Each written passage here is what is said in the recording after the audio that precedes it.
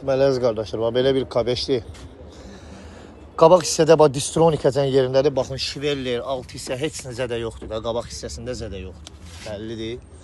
Para 3 lupadır. 43 min yürüyüşü var. 7300 dollardan satışa çıxacaq. 2021 GT-Line panorama lyukla qırmızı salon.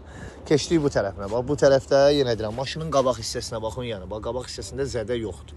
Maşına almalıdır bir dənə fara. Bakavin belə, bax bir dənə buradan baxın qab.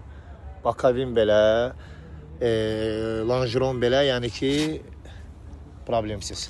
Maşına yəqin ki bir çaşka, bir dənə fara, qabaq zbor Tayvan buferdə almaq olar, yəni qabağına Tayvan bufer ucuzdur. Bufer splashla alınacaq, aşağı 2 dənə LED ilə bərabər. Kırla alınacaq, bu qapı da özü düzələcək. Maşının VIN kodunu çəkirəm. 7300-dən girəcək.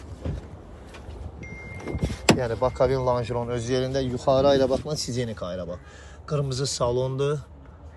43 min probek. Şnursuz zaryatka var. Start stop. Bax, buferin dumanları biri buradadır. O birisi də yağın burada olar.